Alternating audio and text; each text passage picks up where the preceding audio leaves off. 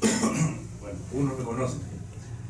Miguel Ángel Carmen, especialista en contratación pública e independiente, asesor de empresas públicas y privadas, con más de 15 años de experiencia en contratación pública. Bueno, mi nombre es Jorge Román, soy gerente del sector gobierno de Corporación Sapio, Solidata, un periodo más o menos de actividad parecido a Miguel, 17 años en la empresa, pero en este sector 13 años, 14 años. Ok. Mi nombre es Luis Alberto Orden García, gestor también en gestión pública, soy asesor de municipalidades, sobre todo también termino de proyectos de inversión. Y bueno, tengo 30 años ya en el sector público y el sector privado. Okay. Mi nombre es Rubén de la Sota, soy consultor de tecnología de la información. Tengo como experiencia el haber visto de un y otro lado, o sea, como proveedor, o sea, y aparte también como consumidor, todo lo que es las adquisiciones del sector público y con organismos internacionales. Ya mi experiencia en tecnología data ya desde más de 40 años y estoy a plena disposición. Ok. ¿No? Sí. Bueno, buenos días, mi nombre es Raúl Zabaleta, soy un poquito más viejo, empecé en el 85 en el negocio de TI. ¿No? En los últimos 20 años enfocado en temas de tecnología en el gobierno, y colaborando con América Sistemas casi en la misma cantidad de años, ¿no? 20 años. En el conversatorio pasado, que fue sobre la red dorsal nacional de fibra óptica, nos pusimos como objetivo sacar algunas conclusiones que a su vez fueran recomendaciones. Creo que cumplimos. Tal vez podríamos fijar el mismo objetivo ahora, ¿no? Después de una hora y media de conversación, tener la capacidad de formular 2 o 3 recomendaciones, tanto a la gente que es usuario como a la gente que hace la regulación, las normas. Entonces, propondría que la metodología de conversación sea una disertación de unos 3 minutos inicial por cada uno, ¿no? Y luego empezamos con preguntas, ¿no? Cerramos el debate. El objetivo principal creo que es evaluar el desempeño de la ley actual, ¿no? De contrataciones del Estado, ¿no? Porque pareciera ser pues que la presunción de inocencia se ha reemplazado por la percepción de corrupción, ¿no? Que a veces algunos comités llegan a ser tan reglamentaristas, ¿no? Que la discrecionalidad no existe, y a veces usan la discrecionalidad a propósito para llegar al tercer o cuarto postor, que es el que, entre comillas, ha arreglado la adjudicación. O sea, podemos ver de todo, ¿no?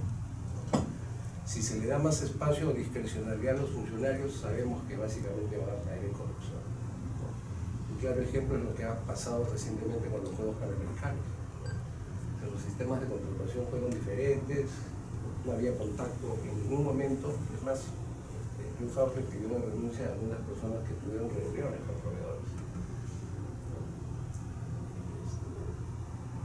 Es un claro ejemplo que se pueden hacer contrataciones de proyectos complejos, grandes, varios a la vez, ¿no? En otros plazos. También conocemos de casos que tienen pues, una estrategia que incluye blindaje hasta en los tribunales del OCE.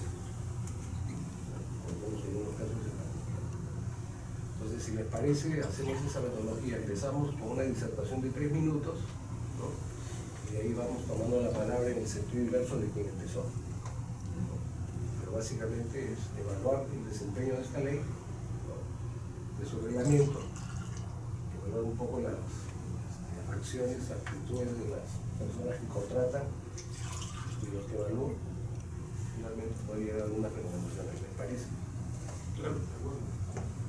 Empezamos contigo, Miguel Ángel.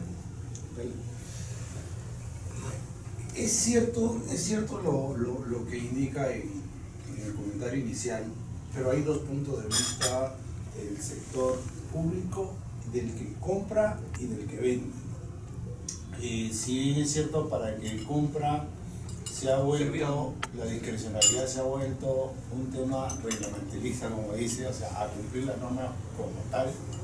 Hoy día se ven los casos y se están viendo casos que por ya el cumplimiento de que si no está esa A te van a eliminar, no hay esa discrecionalidad como tal. No sé si el fin será eso de darle al segundo o al tercero, pero está, los casos están.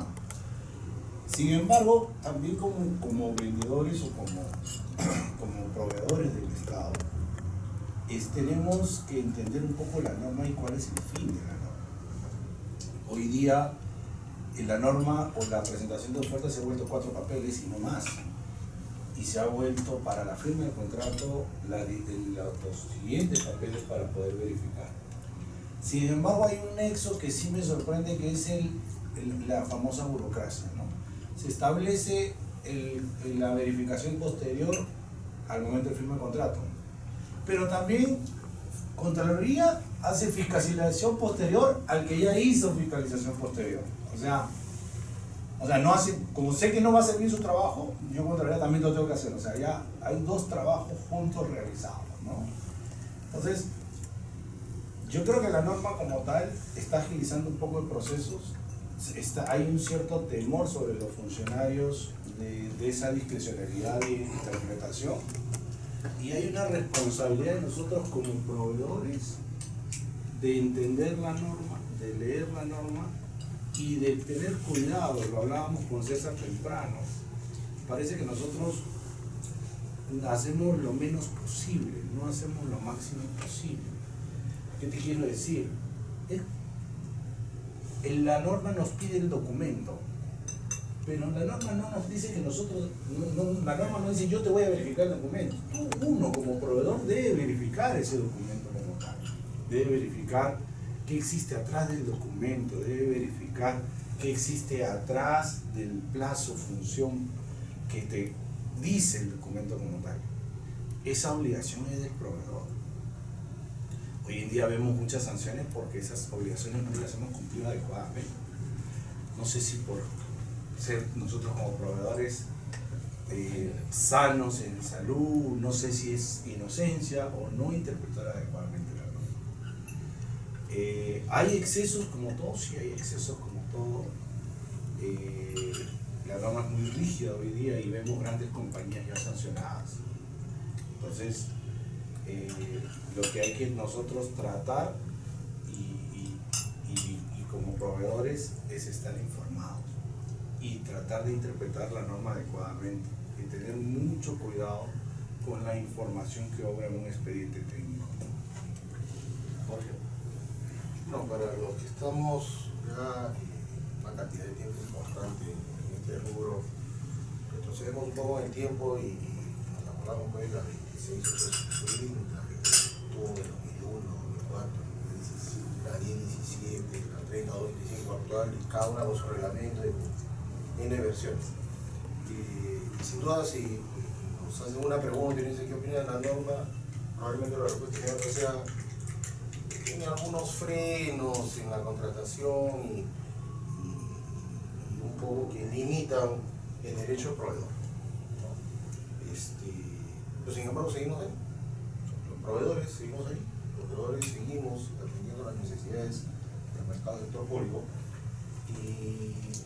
y es verdad que en efecto de un tiempo a esta parte han empezado a producirse algunas decisiones del lado del OCE, no de la norma, en la que se apela mucho a la literalidad, ¿no? O sea, no se evalúa el contexto, como decía hace un minuto Miguel, si no pusiste la A o pusiste B grande o una B chica, ya eres sujeto de una revisión posterior y que eventualmente puede tener alguna sanción. También es cierto que la norma está hecha para cumplirse. Si nosotros como proveedores especialistas en la contratación, que además tenemos un rol, yo creo, relevante dentro de nuestras organizaciones, porque de las decisiones que nosotros tomemos depende continuar o no continuar haciendo operaciones en el sector público. Es un hecho que debemos tener claro cuáles son los alcances. Y ahí es donde viene, creo, lo que seguramente va a ser común para todos, ¿no? O sea, hay un espacio gris que hoy día está en la mano de los funcionarios. Y yo le llamé gestión el día del lunes, decía que de enero a junio de este año habían 5.000 y pico denuncias de funcionarios, o sea, o corrupción, dicho de otro modo, ¿no? Y la ley está para cumplirla, no se puede prescindir de la norma, o sea, tiene que haber una regla de juego para que el Estado contrate y el proveedor haga sus operaciones. Pero también es cierto que de ambos lados quienes toman las decisiones son personas. Del lado del proveedor, tenemos que tener claro cuáles son las reglas, cumplirlas, y del lado del funcionario, evidentemente, debería también tener ese mismo fin. Creo que actualmente eso es lo que menos está funcionando. Tomando la palabra ya de los profesionales, bueno, yo creo mucho por la experiencia en la política que pueda tener una organización, ¿no? Comenzando de la planificación, comenzando de los planes de gobiernos estratégicos, pasando por la formulación, la aprobación del presupuesto, y los sistemas que integran la función pública, 23 sistemas, pero se utilizan 12 sistemas. Dentro de ellos justamente está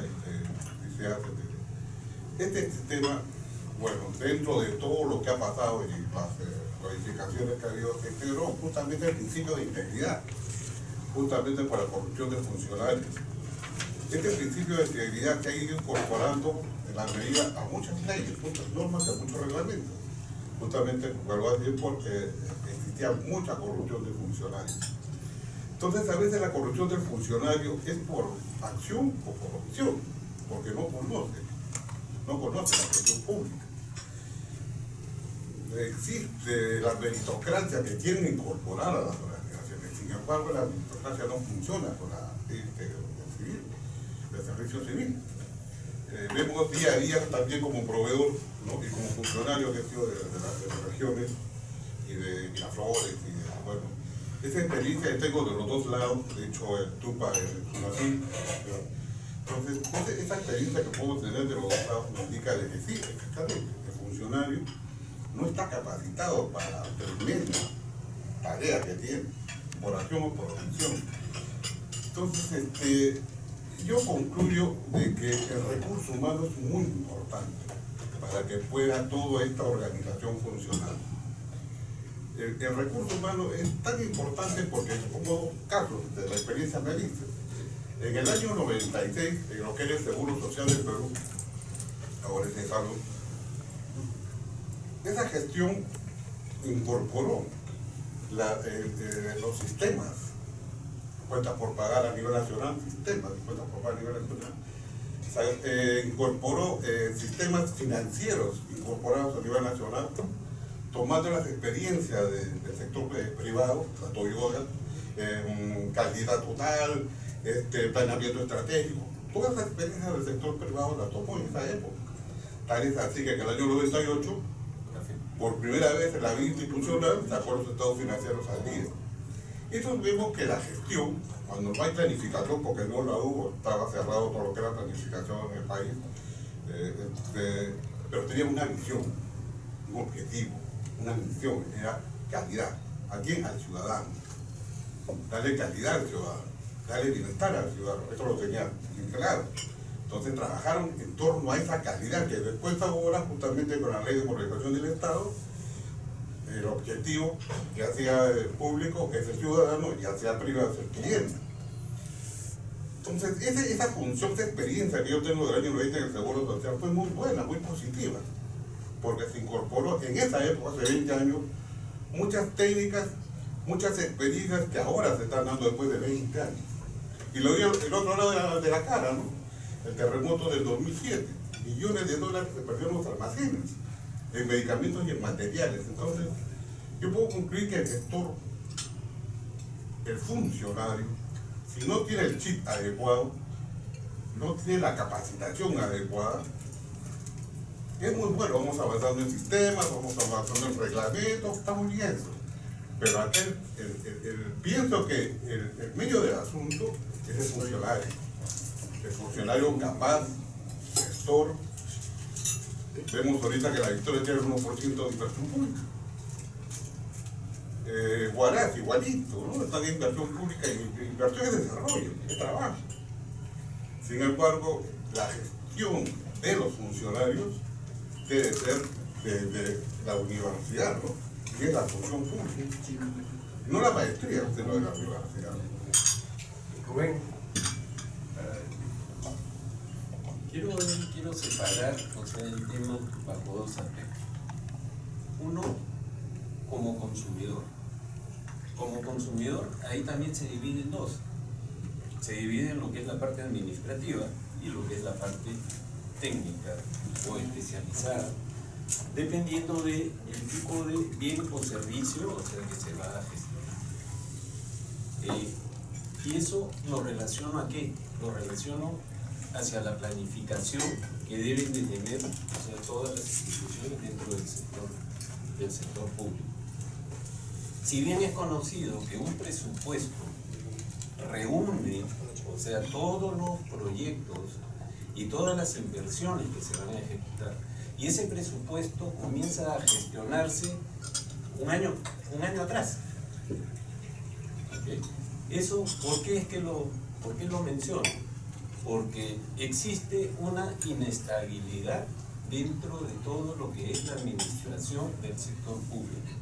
No hay una estabilidad dentro de lo que son los requerimientos que son planteados para una formulación presupuestal y para una ejecución en el momento en que viene a darse realmente el acto.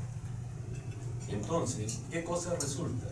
Al no tener una estabilidad de personas y discordante a lo que se ha planificado, entonces ahí ya se crea un conflicto bastante grande. Ese es por el lado dentro de lo que es la parte de los proyectos en sí. Proyecto y adquisición, o sea, también de equipos. Cuando uno ve, ¿qué cosa es? Uno ve el hecho de querer adquirir lo mejor, supuestamente, pero la cabeza al cambiar, o sea, cambia totalmente, o sea, el concepto. Y ahí es donde se choca. Entonces, ¿dónde es que se choca? Se choca ya ante el organismo regulador, o sea, de que no compatibiliza adecuadamente, no existe un sincronismo dentro del mismo gobierno como entidad y como gestión, que viene desde Economía y Finanzas, que es la que centraliza todo lo que es la parte de los presupuestos, con lo que es la ejecución de las entidades que consumen ese presupuesto.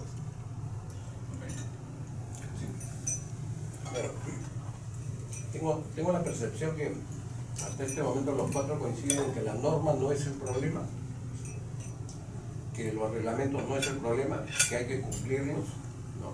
Y eso me lleva a una reflexión. Hay bases estandarizadas. Ahora es más fácil presentar propuestas.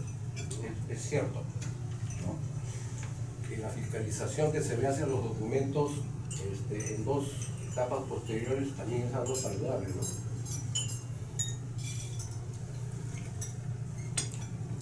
Siendo así, ¿por qué entonces la ejecución presupuestal en promedio está tan baja? Por ejemplo, la PCM tiene una ejecución presupuestal de 7%, ¿no?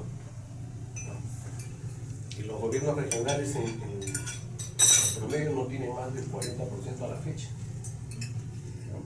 Entonces, si la norma está bien, si la estandarización ayuda, ¿no? ¿Dónde está el problema de la ejecución presupuestal? ¿En el sistema de compras del Estado? Esa es una pregunta. Y la otra es lo que mencionó Rubén, ¿no? Si el sistema está bien, si la norma está bien, ¿no? Si los proveedores, a pesar de la rigidez, continuamos presentando propuestas porque el Estado es el principal comprador, ¿por qué entonces, entre que aparece la necesidad y se obtiene la conformidad del proyecto, del bien, del servicio, pueden pasar hasta 3 años o más, ¿no? Y ya caímos en la obsolescencia tecnológica. Lo que tuve como necesidad de especificaciones técnicas, hoy en 3 años probablemente ya terminó su ciclo de vida real, ¿no? Entonces me gustaría una reflexión sobre ese tema, ¿no? El sistema está bien, la administración está bien, pero sin embargo tenemos todos problemas, ejecución presupuestal y plazos largos. Todo comienza el circuito de un plan. Cambia el Estado, los diferentes niveles de gobierno, nacional, regional, local, cambia el plan. Ese plan se tiene que adecuar a la nueva gestión, pero la economía, por ejemplo, ya tiene como 20 años y está en un buen rumbo. El problema acá es de que cambian el rumbo, cada gestión trata de cambiar el rumbo en algunas políticas del Estado. Yo me siento en un gobierno local. ¿Qué pasa con el gobierno local?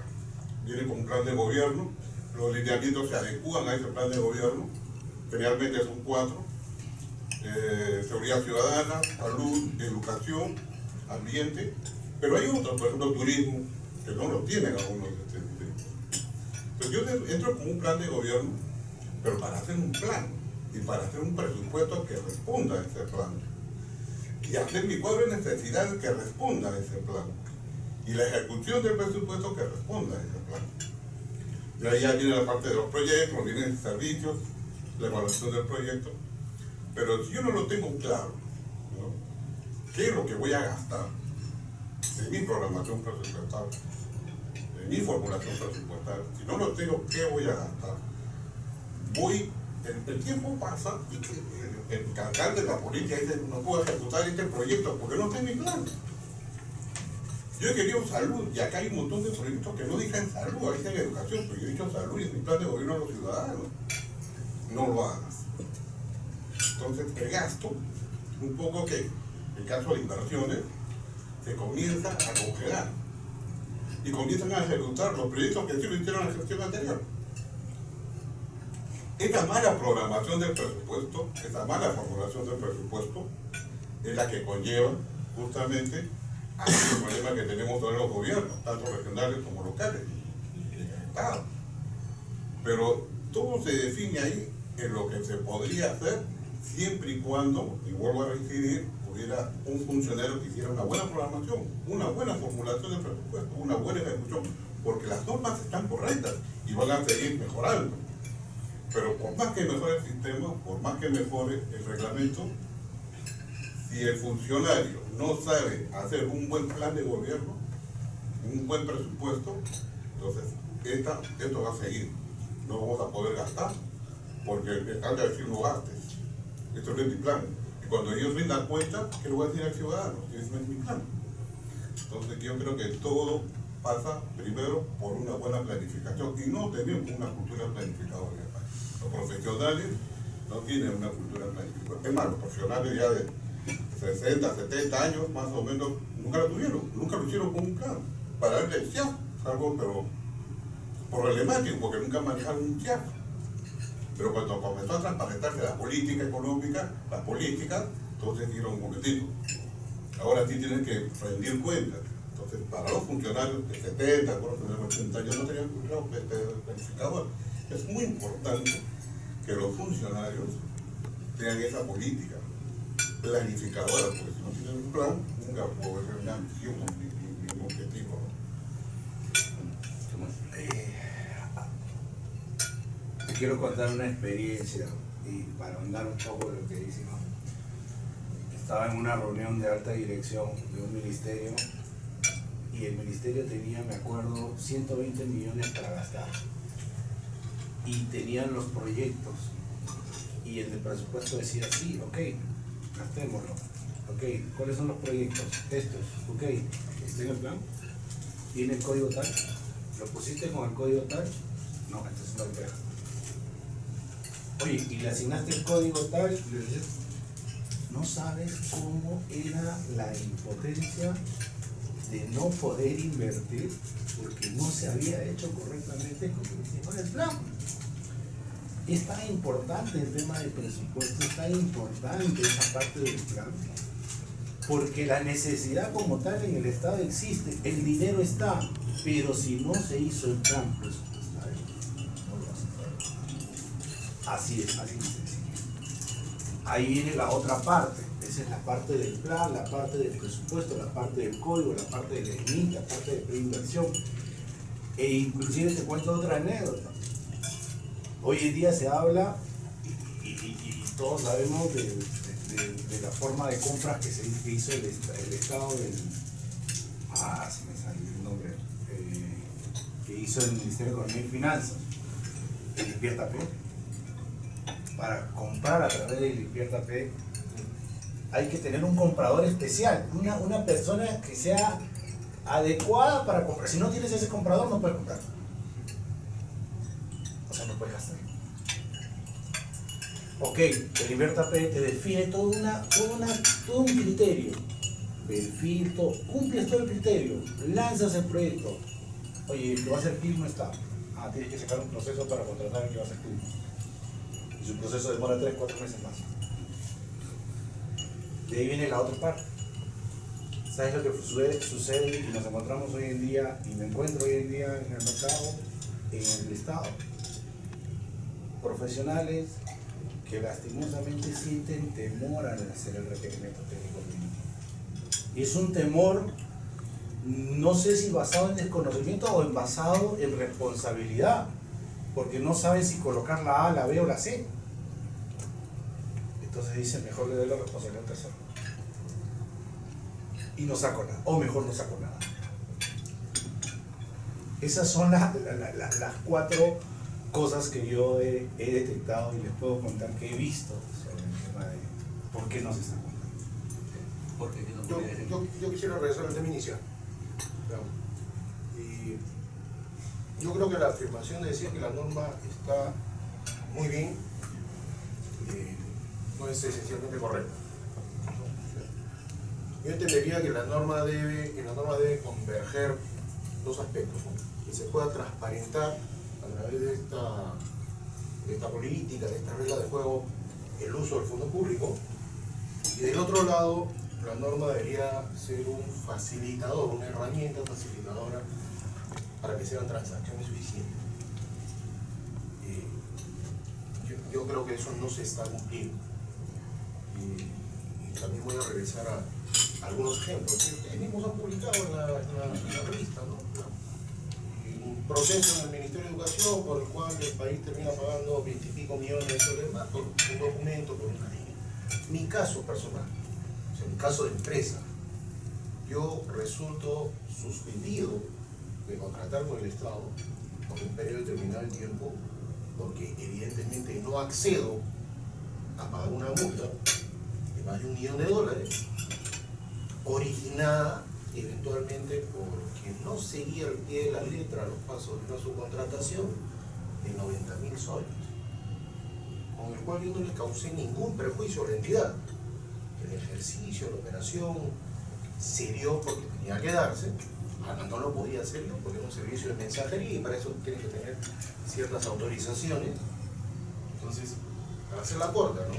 Subcontrato un servicio de 90.000 soles, una licitación de 70 millones de soles, y luego resulta ser multado por 3,5 millones de soles, y socio yo, o sea, 7 millones de soles de la multa. Y en su defecto, si no la pago, pues te suspendo. Y te suspendo 6 meses. ¿Dónde dice o cómo se establece que sean 6, que sean 2, que sea 1, que sean 10? Ahí entramos en terreno nuevamente de la discrecionalidad, ¿no? Hay una sala compuesta por un tribunal donde los señores, repito, que apelan a la literalidad de los temas, no se estudia, no se analiza, no se escucha literalmente al proveedor en su defensa. Uno no va a las audiencias, eventualmente es porque uno las ha solicitado, pero aparentemente en algunas ocasiones la Asamblea ya tiene sus decisiones tomadas. Y yo creo que parte de la poca evolución de la inversión hoy es porque muchos proveedores estamos repensando nuestra estrategia de contratar con el Estado. Porque una mala decisión no solo te va a llevar pues, a no contratar con el Estado, probablemente Corporación SAP, que tiene 35 años, nosotros podemos soportar un periodo de tiempo sin hacerlo, por ejemplo, pero muchas otras empresas no, lo que conversábamos un poco más temprano, ¿no? O sea, muchas empresas que han desaparecido, y eso que supone familias sin trabajo, y entonces entramos a una suerte de una mala decisión. Yo sigo pensando meollo del asunto está en las personas. Rubén, no quita nada de cierto, o sea, lo que manifiesta, ¿no? Pero también yo creo de que quiero unir ambos aspectos. Yo vengo de una experiencia, o sea, cuando fui invitado por la OPS, algo lo comentamos, o sea, telefónicamente, ¿no? Cuando estaba de gerente de organización y sistemas en el IPS, ahora ya desaparecido. ¿Qué cosa? Me invitaron a un congreso de informática en la seguridad social. Estamos hablando de 1991-92, en Venezuela, en Caracas. En la cual participaron, o sea, países, o sea, como México, Bolivia, Venezuela, Perú, o sea, Ecuador, ¿no? Todos los que están representados, o sea, latinoamericanos, panamericanos por la OPS. Entonces, algo que me impactó cuando conversé con el gerente de tecnología del IMSS, que es el Instituto Mexicano de Seguridad Social. Me pareció una experiencia muy buena, o sea, en cuanto a lo que es la parte de planificación, la parte de calidad. ¿A qué cosa se dirigía esto? Ellos venían bajo el gobierno del PRI. Si bien cada periodo cambiaban, o sea, el presidente, pero sí mantenían lo que eran las políticas de Estado. Esas políticas de Estado que se daban en el tiempo. Entonces, ¿alineadas a qué? Alineadas a lo que era la planificación. ¿Okay? Pero en todo lo que era adquisiciones, hacían concursos una vez al año. Eso no quitaba de que las adjudicaciones que tenían que hacer, las podían hacer en forma durante todo el año. ¿Okay? Pero ¿en qué cosa estaba centrado esto? En que un concurso lo ganaba uno, no. Lo ganaban dos, no. Lo ganaban tres. Pero los porcentajes eran los que variaban. A uno le daban el más alto porcentaje por haber conseguido la mayor representatividad. ¿Okay? Estamos hablando de un 70%. Al segundo le daban un 20% y al tercero le daban un 10%. Esa adjudicación que le daban, por ejemplo, vamos a adquirir computadoras. Ok, entonces las computadoras todititas ya tenían un estándar, ya dentro de la base y dentro del concurso, o sea, anual que se hacía como medida de estandarización. Cuando no se tiene estandarizado, ¿qué cosa conlleva eso? A que tengo que tener gente que tengo que preparar, o sea, dentro de la organización para que la pueda mantener. En el caso de programas, o sea, también tengo que preparar gente para que pueda soportar, y no tan solo en el momento desarrollando sistemas, sino también apoyando todo lo que es el mantenimiento. Entonces, pero olvidémonos de esas cosas. ¿Qué cosa era lo que jugaban estos porcentajes? Y ese concurso permanente, todo lo que era calidad, oportunidad, ¿no? Y servicio. Entonces, durante el año, los tres proveedores que habían sido adjudicados, entre ellos se esmeraban por dar lo mejor. Y en determinados momentos el primero tenía que bajar. Entonces, y ya sabían en un momento determinado quién era el que tenía que primar, y se mantenía todo ese esquema. Eso lo digo como consumidor. Como proveedor, de repente puedo tener un rechazo, ¿no? Porque dice, puede estar beneficiado.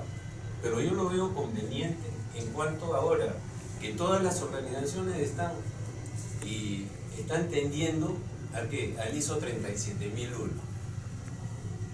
Todo lo que es anticorrupción. No corrupción. No corrupción, ¿no? Entonces, la aplicación de eso no tan solo implica a quién, o sea, le está comprando, la entidad per se, sino a todo el entorno que está relacionado hacia él. A quién le compró, a quién le compró, dónde lo compró, O sea, y establece una cantidad de puntos de control que realmente cuando uno la lee esa norma es bastante fuerte, bastante fuerte, ¿no? Y entonces por ese lado hay una seguridad. Y ahí salió la norma técnica peruana, la 37.001, y todo eso que lo fijó como una obligación, o sea, que todas las entidades del sector público tenían que pegarse. Ahora, ¿pero se ejecuta? No se ejecuta. El hecho de implementar eso, se dan muchas normas, somos un país muy rico en normas, pero ¿se mantiene? No se mantiene. Igual, hace poco salió el reglamento sobre una ley de modificaciones de adquisiciones del Estado, ¿no es cierto? Entonces, eso salió en marzo, febrero de este año, claro, pero publicada en marzo. Ayer, revisando, o sea, el Ministerio de la Producción ha creado el NEC, no sé si es que han visto lo del NEC, ¿no? Que también va relacionado a todo lo que es adquisiciones, para todo lo que son beneficios de las pymes, ¿no? De la pequeña y mediana empresa. Entonces, ¿con qué finalidad? De venderle al Estado. Pero ¿dónde está la OCE? La OCE no aparece para nada. Entonces, dentro no hay una política real, o sea, del gobierno para poder establecer un solo mecanismo de compra. Entonces, ¿quién? Porque tengo la simpatía con el gobierno central, o sea, ahí saco mi norma, o sea, para crear ahí, ¿no? Entonces ya crea eso una inestabilidad dentro de todo lo que es el país. Bueno, al momento tengo anotados aquí 4 palabras clave, ¿no? Planificación, discrecionalidad, desempeño e integridad, ¿no? Estamos aparentemente coincidiendo en que el problema no son las normas, ¿no? A pesar de que es abundante, rígida, y que el problema es básicamente el desempeño de las personas, ¿no? Tanto del lado de los proveedores como del lado de los funcionarios públicos. Siendo esa una primera frase de consenso, les pregunto, ¿no? ¿Qué opinan de la fiscalización concurrente? ¿No? Y segundo, ¿cómo medirían el desempeño de una entidad pública? Porque hoy en día todavía lamentablemente se sigue midiendo por ejecución presupuestaria, ¿no? Para los que más o menos conocemos algo de TI, nos encantaría que toda la gestión del Estado sea por procesos y que la medición del desempeño sea a través de indicadores de desempeño de los procesos de atención al ciudadano, ¿no? Con una manera muy objetiva de medir. Entonces, ¿qué opinan de la fiscalización concurrente y cómo medirían el desempeño de las personas? La fiscalización concurrente es algo que ha funcionado con los Juegos Panamericanos, ¿okay? Pero eso no es de ahorita, eso siempre ha sido, y esa es una política de todas las empresas americanas. Cuando trabajaba en el Citibank, ¿no? Ahí me tocó la suerte de poder implementar en el año 85 lo que era la parte de auditoría de sistemas. ¿Y por qué fue que me seleccionaron a mí, o sea, para implementar auditoría de sistemas en el sitio? 1, formación de tecnología. 2, estaba estudiando contabilidad. Entonces vieron el perfil ahí para ver. Y la capacitación que recibí no tan solo fue acá local. Pero, ¿qué cosa es? La fiscalización concurrente es el éxito de los proyectos. ¿Por qué? Porque cuando uno comienza a desarrollar y desde las especificaciones tiene, o sea, ahí a la auditoría, puede identificar cualquier tipo de desviación y ahí puede corregir muchos problemas. Que si comienza a desarrollar el proyecto y después viene una fiscalización cuando ya está implementado, ¿okay? Cuando está desarrollado, el corregir, o sea, todas esas desviaciones le sale mucho más costoso a cualquier entidad. Eso es algo que en la Contraloría General de la República se intentó establecer con quién, con Fuad Curi. ¿Por qué? Porque él trabajó en el Citibank y él era consciente, o sea, de todo eso, y la formación que tenía estaba orientada hacia eso. Ese es un aspecto. El otro aspecto viene a ser de que uno ahorra más de lo que gasta. Entonces los proyectos son mucho más beneficiosos y se pueden ejecutar en tiempos ya definidos. ¿Okay? La otra parte del planteamiento de la pregunta era sobre ¿Cómo medimos el desempeño? el desempeño. En el año 2011-2012 fue algo muy típico el hablar el presupuesto por objetivos, el control del presupuesto por objetivos.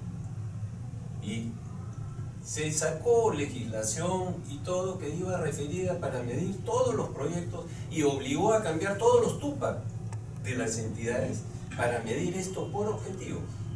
Y así era como se iba a evaluar. Algunas entidades, recuerdo que ahí salieron personas muy eruditas en cuanto a lo que era la reformulación de los TUPA, y los organismos internacionales entraron ahí a financiar ese tipo de proyectos, ¿no? Entonces, ¿qué cosa es? O sea, esos esfuerzos han sido dados, pero no han sido mantenidos. Y volviendo a lo inicial, a lo que mencioné anteriormente, ¿qué cosa? Falta de planificación y de seguimiento real dentro de los intentos que se hacen, pero que no se sostienen en el tiempo.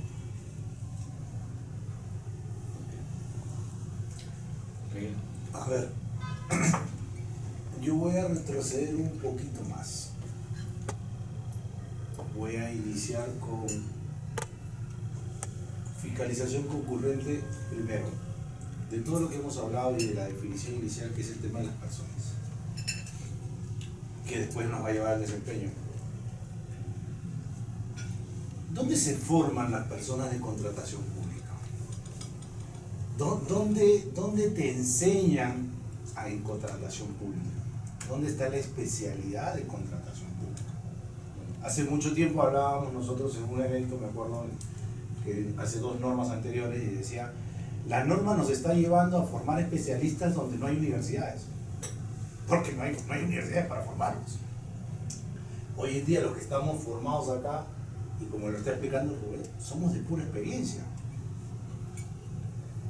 Entonces, si voy a hacer fiscalización concurrente, ahí voy con el otro tema, y me voy a salir de contratación pública y me voy a ir al tema informático. ¿Dónde está la interoperabilidad del Estado? Yo hago fiscalización y le pregunto a Renier, pero como no tiene toda la base de datos Renier, tengo que ir a preguntar a la SUNAT, tengo que ir a preguntar a SUNAT. Es otro tema ya que estamos. Sí, entonces no hay una interoperabilidad en los sistemas del Estado para yo poder hacer una fiscalización correcta. El tema de desempeño. ¿Cómo mido el desempeño? Y ahí mencionaste un tema, al ciudadano. Como servicios al ciudadano, es difícil medir el desempeño de un abogado con un gerente. ¿O es igual? Es difícil medir el desempeño de una clínica o de un ministerio. Es distinto medir el desempeño. Esas son políticas de Estado que estamos hablando que no se han definido adecuadamente. Sí hay ratios que nos han dicho que el ratio general y todo, para el ratio general es el ratio económico. Y ya está. Por eso yo mido el desempeño. Y hay ratio y eficiencia económica. Pero no hay una correcta medición de desempeño por especialidades como tal. Y en el tema de contratación pública, como tal, no hay una especialidad que alguien me diga, soy ingeniero en contratación pública o soy técnico en la contratación pública. ¿Dónde está esa carrera? Desde ahí, ese es el punto de partida para el meollo del asunto en general.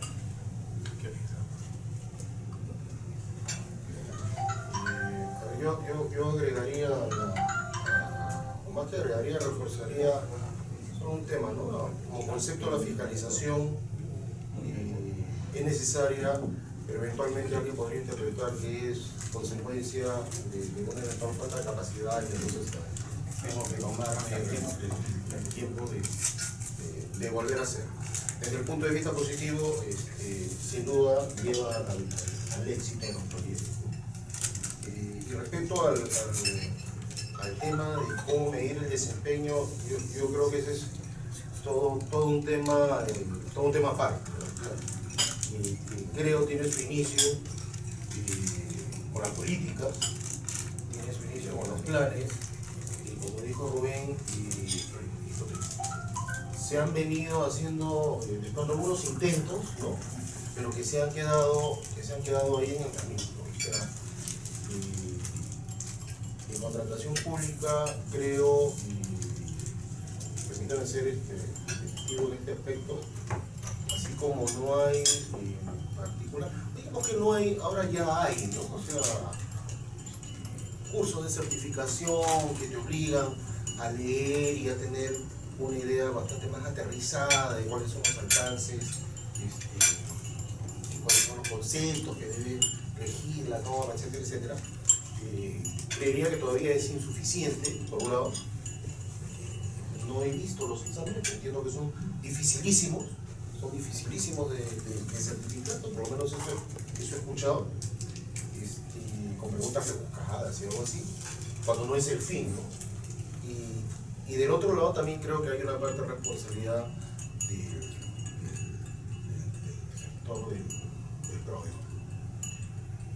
Ojalá todas las empresas proveedoras del Estado tuvieran dentro de su organización un equipo consciente, dedicado, ¿no? A hacer este tipo de trabajo, a ir aprendiendo, a crearse su propia gestión por objetivos, que luego, o sea, si tú lo haces bien, vas a trasladarle eso bien hecho precisamente al comprador también. Entonces, yo creo que hay carencia en ambos lados.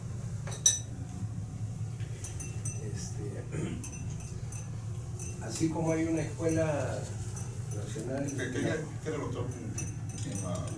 Sí, le falta La fiscalización, ¿no? Como dice, nace de la planificación, tomando los proyectos. Los proyectos, el nivel de estudio, ¿no? Tienen que ser coherentes con la liquidación de obra y con la resolución que emite el titular del pliego. Pero en el transcurso de la vida del proyecto nunca es correcto. ¿Por qué? Porque hay una función muy importante de control, que es el control y seguimiento. Dentro de lo que es la fiscalización, la función más importante es el control y seguimiento. Pero esto no se da. Es más, tampoco es coherente con lo de Intereconomía, con la FINAL. Entonces, el que hace la fiscalización concurrente va a ciegas. No sabe qué hay. Por los mismos sistemas que son integrados, contabilidad, presupuesto, tampoco le dan la información correcta por los mismos funcionarios y después tomar esto como el desempeño. Entonces, la fiscalización concurrente no funciona. Está en letra, pero no funciona. Tanto es así que el órgano de control hace informes sin sustentos. Yo he sido presidente, hablaba de procesos administrativos y es increíble que yo veo que no deben estar ahí los funcionarios, pero por falta de conocimiento de los funcionarios, bueno, están ahí. Y esto en cuanto a lo que es no creo yo en esa parte de lo que es fiscalización. Le falta mucho a la fiscalización pública para que se pueda integrar a la gestión pública. Realmente se puede integrar. El desempeño es parte de eso. Es parte de eso. Si el desempeño de un funcionario, llámese presupuesto, ¿no? Tiene la eficiencia, la eficacia, y ahí tiene los indicadores de los estados financieros también, liquidez, pruebas, etcétera, etcétera, que son mediciones que se puede llevar, seguimiento y control. Un buen funcionario de Contraloría puede mirar todos los estados y la ejecución del presupuesto y se puede olvidar cómo está la empresa. Sin embargo, no lo hace. 12 indicadores del estado financiero, con unos 6 del presupuesto, con ese global, se puede decir la radiografía de cómo está la empresa, no más. Entonces, Yo dudo mucho de que esa fiscalización concurrente para mí es muy incipiente todavía, muy incipiente. Y el desempeño, como dije anteriormente, tiene que haber mucha capacitación del funcionario para poder hacer función pública. Y insisto que debería haber, yo soy catedrático de la universidad, debería haber para los estudiantes un curso, llamen selectivo, pero de función pública, ¿no? Sobre todo con el principio de integridad para poder formar esos funcionarios futuros, ¿no? ¿Me permite rematar? Sí. Hace muchos años atrás existía lo que era el INAP, Instituto Nacional de Administración Pública, el cual fue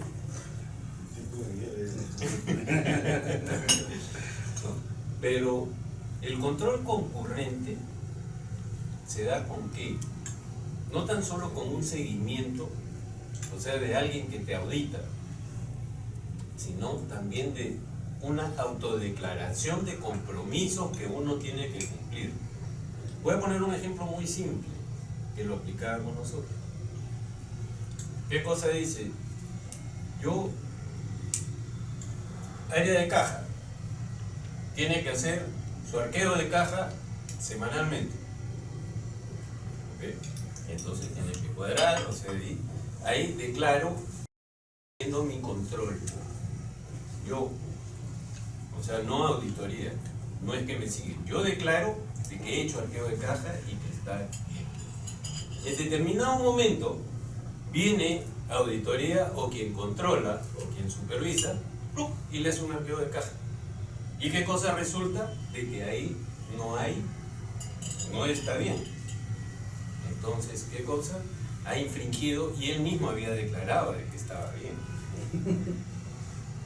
Entonces, ¿qué cosa es? El control, uno lo tiene que mantener, ¿no?, en forma declarativa y también en forma de seguimiento.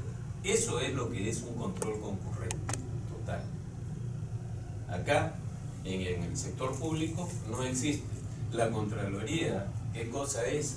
Ellos no hacen análisis financiero. No está dentro de sus funciones. Para eso es que contratan las compañías auditoras externas para que hagan la revisión financiera de las empresas. ¿Okay?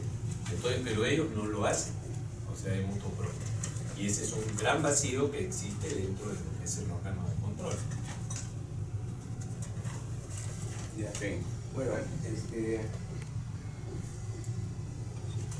mí me gustaría mencionar dos proyectos, ¿no?, que espero que realmente se implementen de manera eficiente.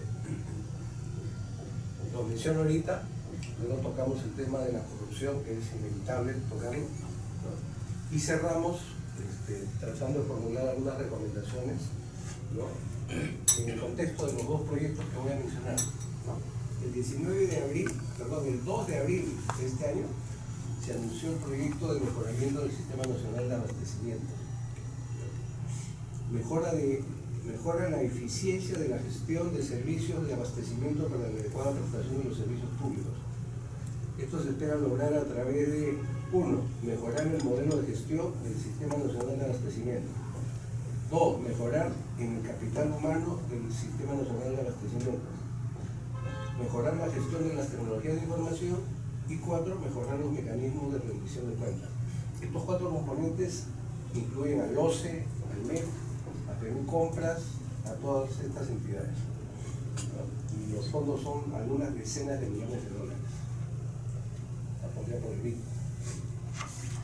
Y el otro es el proyecto de mejoramiento de los servicios de control gubernamental para un control efectivo, preventivo y facilitador de la gestión pública. Eso ya tiene un poco más, en mayo del año pasado. También los componentes, ¿no?, obviamente es a la Contraloría General de la República. Mejora del modelo de gestión y la estructura organizacional y de recursos humanos.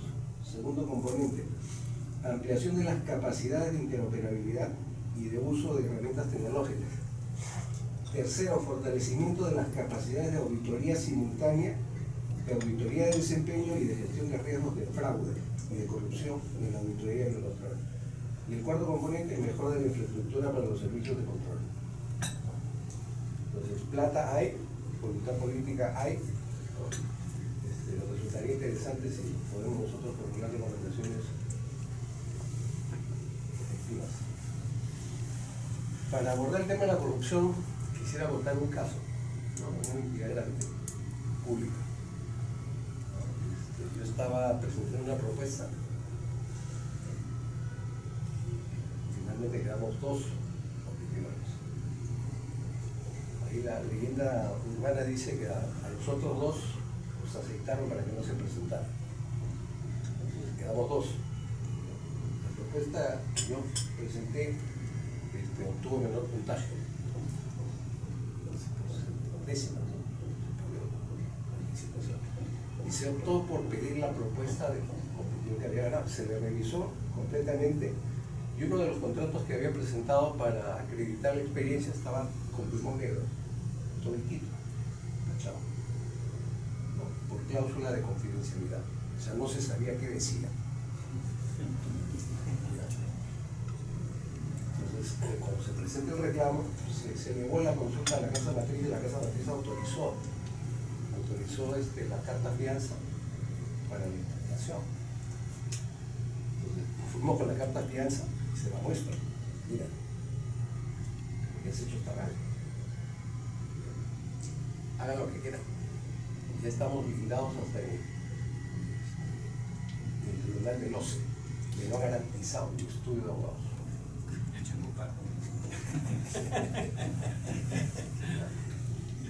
Ante esa respuesta, no había mucho que hacer, ¿no? Después, con el tiempo, uno comprueba que eso efectivamente funciona así.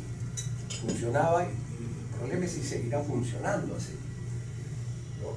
No nos olvidemos que dentro del caso Navajato, uno de los nombres claves es justamente un árbitro, ¿no? Así que, ¿qué podemos nosotros hacer ante hechos de ese tipo? Esa es la pregunta. A veces te encuentras con esa pregunta y no tienes respuesta, porque no suele ser la primera vez que ocurre un caso de esa naturaleza. Bueno, eventualmente hay una recomendación que yo siempre hago, y es que solo el grito de la ley y el reglamento no es suficiente para asumir que uno está en capacidad de constatar cuál está. Es como la medicina.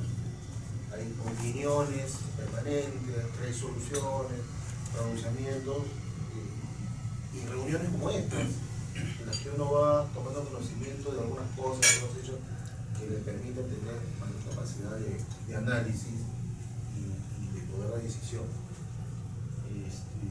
Comentaba, creo, al principio que recién tuvo un desguace, creo, leía en gestión. En estos primeros 6 meses habían casi 6.000 denuncias de funcionarios públicos por delitos de corrupción. Ahí en particular estaba direccionado al tema de funcionarios municipalidades, gobiernos regionales. Evidentemente es porque esas denuncias se han hecho, ¿no? Todas las que no se han hecho son las que probablemente muchos de nosotros conocemos y con las que vivimos día a día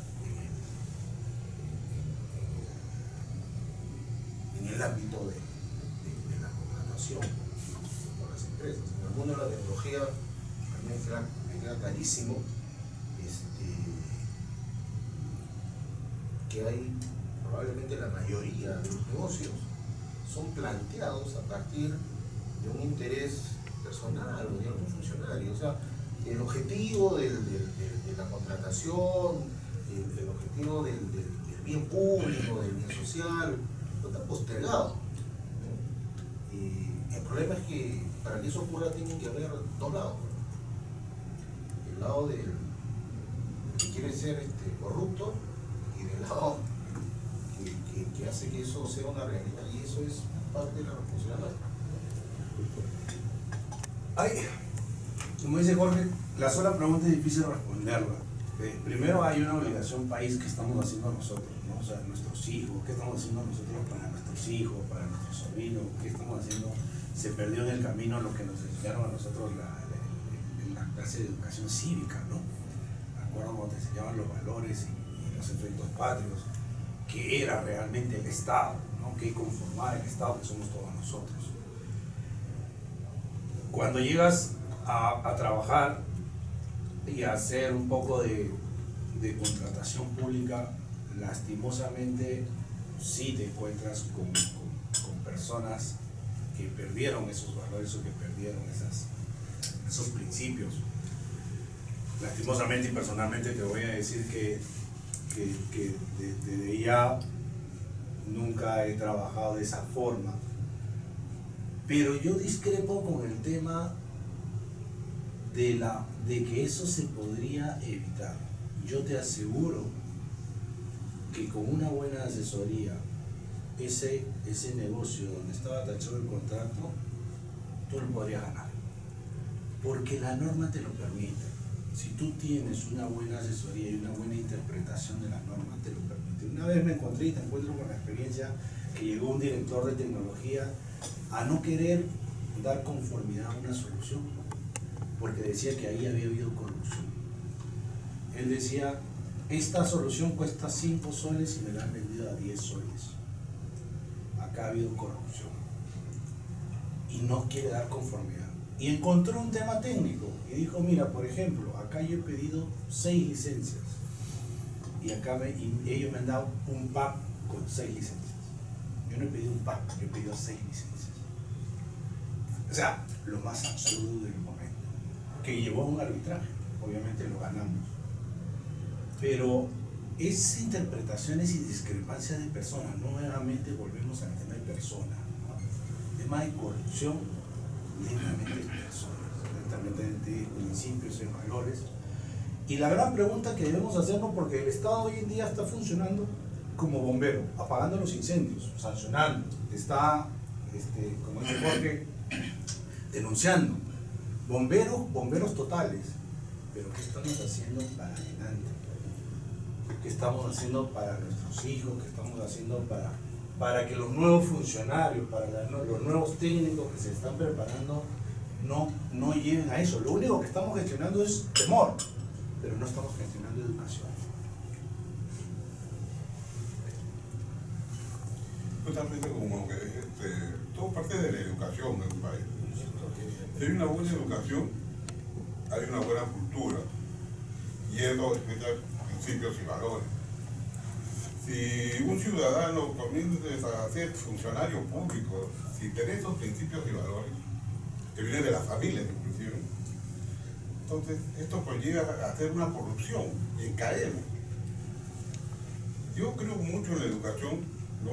En que al funcionario público desde la universidad deberían enseñarles cómo se trabaja la gestión pública, cómo se puede funcionar la función pública. La corrupción ahora, nunca se ha visto 6 presidentes involucrados en corrupción en el Perú. Unos están presos, otros están pedidos para la cárcel. Entonces, esa es una señal, ¿no?, del Estado en el que estamos manejando, ¿no? Y si las instituciones no funcionan, los técnicos no lo van a hacer tampoco. Porque los técnicos están dentro de los sistemas y dentro de las políticas del Estado. Entonces, yo estoy muy convencido de que para que el país pueda cambiar, y ojalá el presupuesto de este año, creo que ha sido el 25-30% para educación, o 20%, debería incorporar más recursos para educación. Esta generación quizás ya no lo pueda ver, las otras que vienen sí, hay que pensar en las generaciones que vienen, incorporando programas para que puedan mejorar los ciudadanos y bueno, la cosa política pueda mejorar. Rubén, algo que comentar. Sí. Hay un tema ahí que es muy importante en base al segundo proyecto que mencionaste. Grandes líneas maestras, o sea, mencionadas para reformar en sí la Contraloría. Si hacemos una mirada retrospectiva en cuanto a los gobiernos, entonces, de la Contraloría, podemos ver de que existen proyectos de reforma de la Contraloría desde el tiempo de los 90 y así progresivamente. Si se revisan todos los gobiernos del BID, del Banco Mundial, de la GTZ, de infinidad de organizaciones, yo lo que puedo decirles es de que allá en la Contraloría, que también es una entidad en la cual he trabajado, he sido asesor del Contralor, después gerente de proyectos y gerente de sistemas, encontramos al momento ejecutándose entre 170 y 180 proyectos, y cada uno de estos proyectos tenía un andamiaje, tenía una organización, y todititos se iban de un lado para el otro, y cada uno gastaba como creía que tenía que ejecutar.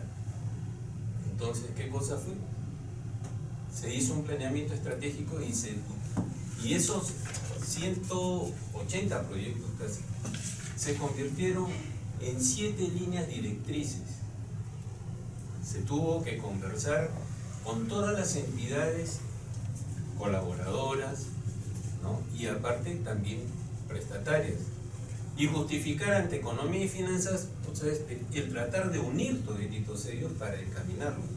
¿Por qué? Porque cada entidad, o sea, que le vende, porque esa es una venta, no es una donación, porque parte del presupuesto de la República se va para estos pagos. Cada uno lo vende con su intención. Te doy esto, pero ahí, entre comillas, le tienes que comprar a tal, o el proveedor tiene que ser cual. Entonces ahí amarran, o sea, la corrupción no viene tan solo de acá adentro, viene también de afuera, de las entidades estas que son las que quieren reformar supuestamente y colaborar en la reforma de las instituciones. ¿Okay? Entonces, eso de ahí es un punto sí que tiene que agarrar y que tendría que ser revisado, pero pensando, ¿no?, en qué sentido, en que estas entidades cooperantes entre comillas, redireccionen al plan integral que tiene la entidad y que puedan cruzarse con otras entidades cooperantes para los objetivos que tiene cada entidad. En este caso, o sea, la Contraloría, que ahorita está bienvenida menos, pero sin embargo escuchaba ayer al presidente de la entidad esta de reconstrucción, ¿no?, que se iba a reunir por hoy día con el Contralor para evaluar, porque habían firmado un convenio, o sea, de seguimiento de obras en forma concurrente. Y el seguimiento que hacen es nada más que el papel. No hacen seguimiento financiero, no hacen nada de eso, sino contable, nada que ver. Ahí automáticamente, y eso lo podemos ver dentro de los mismos perfiles, o sea, de los auditores que tienen. Sí, ¿tú querías mencionar? Sí, quería, bueno, que vamos a entrar a la etapa de recomendaciones. Te faltó una persona, Sergio Marfut, gerente de gobierno de Tincomex. Bueno, se disculpa y me dice, quiere poner 2 puntos que quizás ayuden. A favor, el sistema de convenio marco ha mejorado muchísimo en varios aspectos que los proveedores del Estado venían reclamando. Por mejorar, tipo de cambio. Si los productos son importados, deberíamos contemplar un sistema de ajuste por tipo de cambio que proteja los intereses del proveedor. B. Multiusuario. La plataforma es monousuario actualmente. Debería existir la posibilidad de que sea multiusuario, pues en empresas grandes esto genera problemas en el uso de la plataforma. Y C. Protección de proveedores ante morosidad de entidades. La entidad Perú Compras ni OCE protegen al proveedor. No obligan a la entidad a pagar intereses, por ejemplo. Solo protegen a la entidad. Aplican sanciones a los proveedores. OCE debería cumplir funciones de ente regulador en ambos sentidos, con el objetivo de que las controversias se resuelvan en una sola entidad, facilitando administrativamente los procesos. es lo que dice Marfur. Ok. Si yo tuviera que resumir la hora que tenemos de conversación, diría que los sistemas no son el problema, que las normas y reglamentos no son el problema. Hay que enfocarse en las personas y por lo tanto sus capacidades y sus valores, ¿no? ¿Están de acuerdo con esa frase? Porque los sistemas mejoran y el funcionario mejora. Es por eso que yo titularía, perdón, se perdieron los principios y valores en los procesos de compra del Estado. Entonces, necesitamos así como hay una escuela nacional de control, o el RENIR también tiene su escuela, o aduanas tiene su, el OCE debería tenerlo. Seguro, digo que sí. Entonces pasamos a la etapa de formular recomendaciones. Yo creo que para hacerlas efectivas, les pediría a cada uno que formule 2 recomendaciones fraseadas como les gustaría que se publiquen. Y después de eso ya hacemos un conjunto de recomendaciones de consenso. ¿Les parece? Anotamos estas. Bien. 2 recomendaciones fraseadas.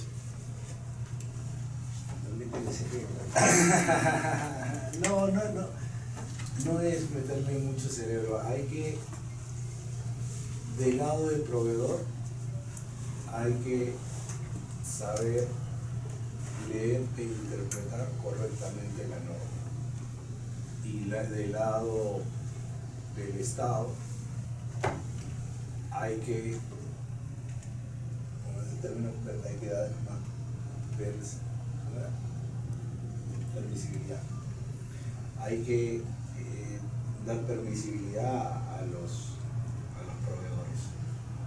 ¿Qué significa eso? Y hay que dejar de juzgar por lo que no se hace.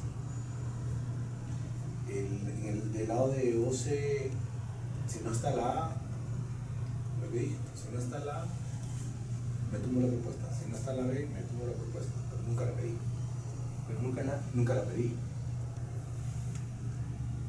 Hay entidades que con ese afán de buscar al segundo o al tercero, te buscan la ceniza.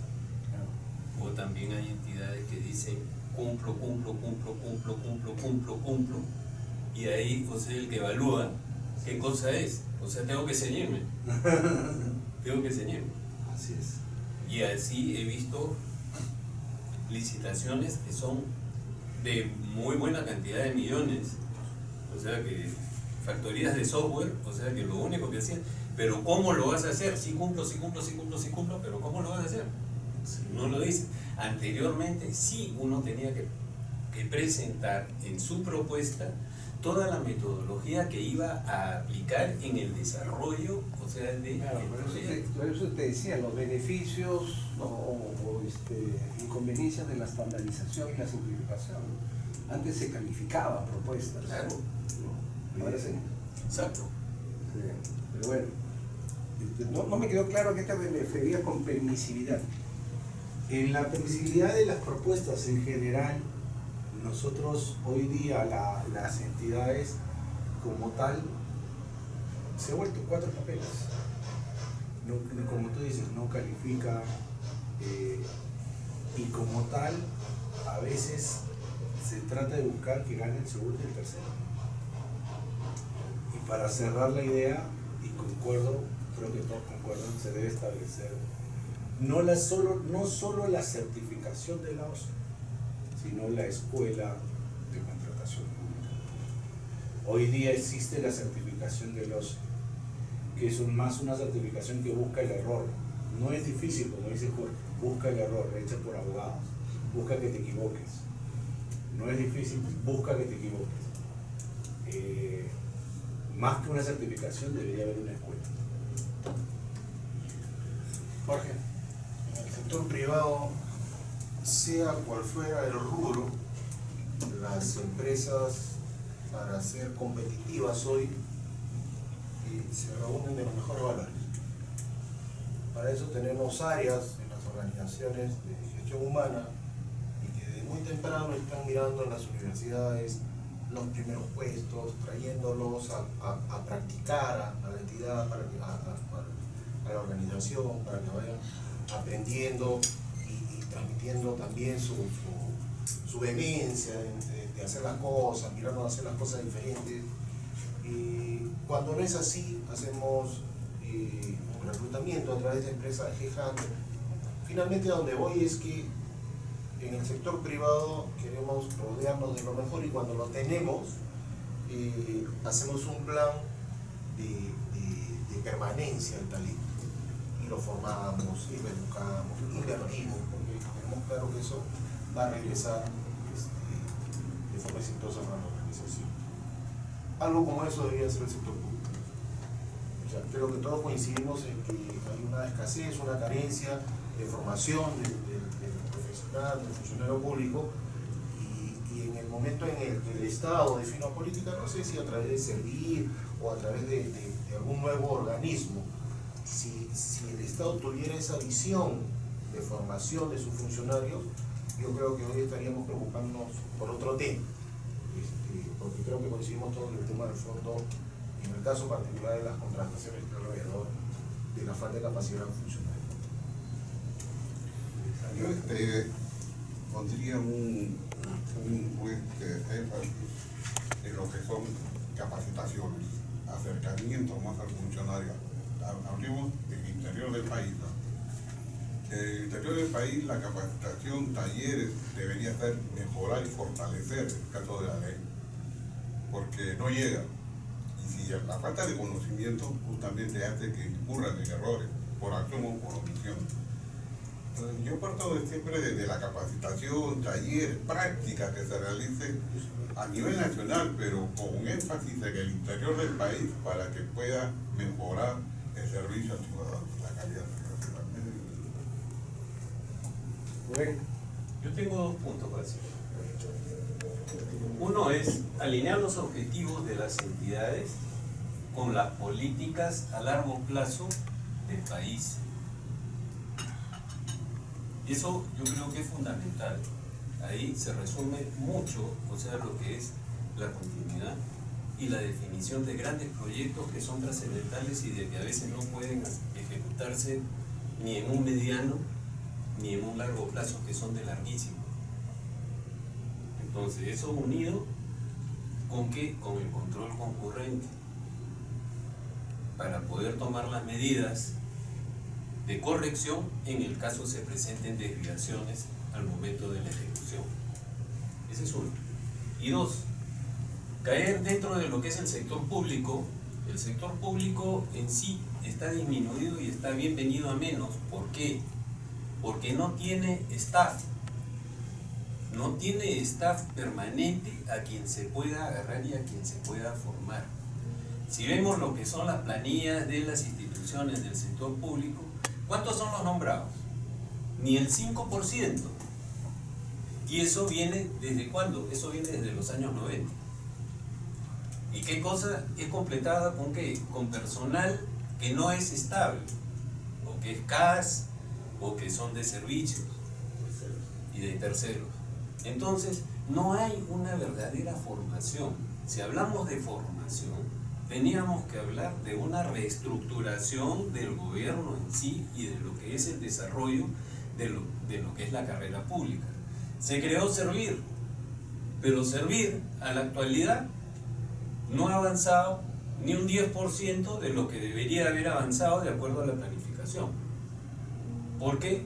Porque los grandes sindicatos de los ministerios y del sector público, o sea, son los que boicotean y boicotean eso. Y ese personal, me ha tocado vivirlo en determinadas entidades del sector público, están ahí y son como las vedettes, porque les tienen que poner el uniforme, les tienen que dar todas las bollerías, que son los que llegan sí a la hora, no hacen nada, no se les puede entregar nada porque no se les puede exigir nada. Y eso de ahí, ¿qué cosa? Ese es el verdadero sector público que existe, pero que no produce. Entonces, ¿cómo se va a capacitar? ¿Cómo se va a formar? Si es que no vemos desde la estructura agarrar y lampear y hacer buenos cimientos y formar realmente, o sea, todo lo que es la organización estatal. Ahí no quisiera agregar ahí, Es muy importante la capacitación, pero estas son regiones y verdad que casi la mayoría no tiene banda ancha. Entonces la información que pueda llegar o ellas quieran cumplir con la transmisión, no la hacen. No lo hacen en línea, demoran 2 o 3 días, es decir, es todo desfasado. No solamente el Lima está muy bien, pero cada provincia y la ley es nacional, no se integra. No sé, porque la ley dice, ya pongan el CIAP, pues mándalo, transmite, no se puede, no hay ley, no hay luz. Entonces el Estado es algo integral que tiene que hacer esto, ¿no? Entonces no sabemos de casi, ¿no? Yo cuando llegué puse banda ancha, porque era necesaria la comunicación, necesaria la información. Se habló con el presidente regional, se realizó la banda ancha, pero he estado en provincias, en regiones, donde los hospitales tampoco llegan. Tienen ahí su CIAP, todo, pero ahí está. Entonces, no es solamente el Lima en lo que es, sino el problema está afuera. Porque cuando el presupuesto integra, cuando se hace el gasto integral, toda la nación. Entonces, hay muchos que no se incorporan. Cuando presentan el presupuesto, dicen que está a nivel, todo el pueblo es mentira. Hay muchos gobiernos locales que no pudieron entregar. Entonces, que ha habido 2 proyectos fallidos, el CIAP-2. ¿no? Para reemplazar tecnológicamente el que está, y otro para hacer la parte ya de ejecución presupuestal, porque el que hay es para la planificación, ¿no? La asignación de partidas. Y esos 2 proyectos fallidos terminaron en nada, a pesar de que... Grandes pugnas dentro del mismo Ministerio de Economía y Finanzas. Uno es la dirección de contabilidad y otro es la de presupuesto. Cada uno quería sacar, o sea, su sistema. un fondo de... Esto es integral. Claro. Uno saca el otro. Malas ¿Y contrataciones. eso viene desde cuándo el CIAF? El CIAF viene desde el año 86. 96. Un último comentario de nuestra parte antes de que César cierre el desayuno. El acuerdo de gobierno a gobierno de Perú y Gran Bretaña es el que originó pues esta gestión de los patrocinios, ¿no? Y el mismo gobierno británico es el que ha asesorado, ¿no?, al gobierno peruano para la formulación del Plan Nacional de Infraestructura para la Competitividad, con una metodología para la priorización de proyectos. Es interesante el documento, ¿no?, de 112 páginas. Y ahí se ponen 52 proyectos priorizados de infraestructura, de todo tipo, que incluyen o implican 118.000 millones de soles en los próximos 5 años. ¿Cómo los gestionamos? Es la pregunta final. Continuará. Ahí retrocedes a los panamericanos, ¿no? O sea, al final se hizo los panamericanos, estamos con un evento que se hizo y tuvo todo el éxito en las fechas que debía estar. Pero de ahí que viene hacia adelante para los panamericanos, para toda esa infraestructura, estamos preparados para gestionar toda esa infraestructura, hay los presupuestos de mantenimiento de esa infraestructura, hay los comités, hay planeamiento para tal, o es necesario entregárselo bajo convenio a las entidades privadas, es la gran pregunta. Si bien es cierto, hay mucho apoyo de afuera y se pueden hacer casos de éxito con el gobierno de Gran Bretaña, como país no estamos preparados para poder gestionarnos. El Estado es el peor administrador hoy en día que existe, ¿no? Entonces hay mucho por hacer, sí. El mismo caso de no tener una selección de básquet porque no tenemos una federación como tal establecida, ¿no? O sea, ahí te vas en los sinsabores de los panamericanos, que es un efecto país, no es un efecto de una persona o de otra, es un efecto país, y es un efecto de planeamiento. Si bien es cierto, se pudo hacer, se hizo algo bueno, se hizo algo bien, pero todavía como país nos falta avanzar mucho. Si bien, o sea, ha sido un éxito nominal, no todas las obras concluyeron y han quedado algunas inconclusas. ¿Okay? Pero, ¿qué cosa? Eso identifica también el seguimiento que se puede hacer y como el riesgo existente, cómo es que se tiene que mitigar para que eso pase y se soslaye en una forma tranquila y que no haya problemas. En cuanto al país si es que está preparado para poder mantener. Recursos hay. Recursos económicos yo creo que hay. Lo que falta es la capacidad para poder gestionarlo. Y lo primero que tiene que hacer uno es reconocer, estoy limitado en eso, entonces tengo que convocar a quien sí está capacitado, pero ¿con qué finalidad? De crear una metodología diferente de maestro-aprendiz. ¿En qué cosa consiste? De que el maestro va enseñándole a ¿quiénes? A los profesionales, como se decía, a todos los que pueden brillar, o sea, o destacar por determinada actividad, sea dentro de la formación, para poder seguir hacia adelante y con ese cambio de cultura poder ya en un momento determinado, así como la mujer nos da de lactar, o sea, al bebé, ¿no? Llegar el momento del destete para poder seguir ya adelante. Pero primero tenemos que reconocernos, o sea, cuáles son nuestras limitaciones para poder enfrentar, ¿no? Y tratar esas limitaciones que tenemos, tratar de cubrirlas con alguien que sí nos pueda formar para posteriormente, realmente, no gozar, quién sabe nosotros, pero los que vienen hacia el futuro ya puedan encontrar otro país completamente diferente. Un mejor país. Sí, un mejor. Coincido con Rubén. Yo creo que en principio como Estado debemos reconocer nuestra falta de capacidad para hacer ciertas cosas. Y sin duda necesitamos ir de la mano con alguien que sepa hacerlo y efectivamente que nos vaya enseñando. Para eso habrá que formar alguna organización en particular que se vaya nutriendo, aprendiendo, como cualquier trabajador, ¿no? de cualquier sector, ¿no? Y luego intentar heredar eso y empezar a gestionar el Perú de la mejor manera. Bueno, implementar, mejorar. Ahora hay cursos virtuales, ya por internet inclusive. Esta capacitación que llega a provincia, que yo siempre aterrizo en la educación, porque hay parte de todo, es importante porque ya el ciudadano que está en provincia, si tiene la suerte de tener banda ancha, por lo menos se está incorporando la ley, las mejoras, el intersistema, todo lo que puede ayudar para mejorar justamente la gestión pública. Y está, ¿no? Está en los virtuales, entras al internet, Google, buscas una ley, ahí está, va bien, ¿no? Te va capacitando y es algo que se va mejorando. Entonces, a mí me parece de que todo parte de mejorar. Dentro de los proyectos del Estado, claro que hay carreteras, ¿no? Hay que hacer muchas cosas, pero debe fortalecer la educación en cuanto a los sistemas.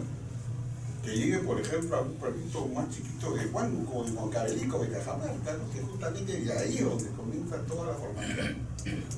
Y ahí usted da conocimiento de lo que es o no es lo que estamos conversando en este momento. Entonces la fiscalización entra de ahí también. ¿No? De lo que van aprendiendo, van mirando, y ahí está la fiscalización porque están tomando su concepto de ciudadano. Y sabe lo que es bueno y lo que es malo. Me acuerdo una anécdota. Yo iba a una provincia y estaba viendo que estaban haciendo compromisos, ¿no? Le decía, y este 10% que de ahora vamos a sacar, no es la comisión, ¿no? ¿Qué comisión? Ya se había institucionalizado la comisión y el chico no sabía nada. No era así, ¿no? Entonces, justamente si llegaba la información por internet, sabía cómo es las reglas del juego, pero si no sabes, entonces la necesidad es que ponga gente para que sea operativo, pero no está a nivel de hacer las cosas bien. Una cosita, un punto ahí, hablando de lo que es la parte de educación, o sea, para redondear, que también conozco algo de ese tema. El Ministerio de Educación tiene 7 canales disponibles para poder transmitir, de los cuales utiliza 2. 5 están inutilizados. Aparte de eso, o sea, existe una obligación, o sea, con el Ministerio de Transportes y Comunicaciones a implementar anualmente todo lo que es la frontera de comunicaciones. Y eso de ahí se viene dando. Y llega hasta sitios en los cuales no te puedes imaginar.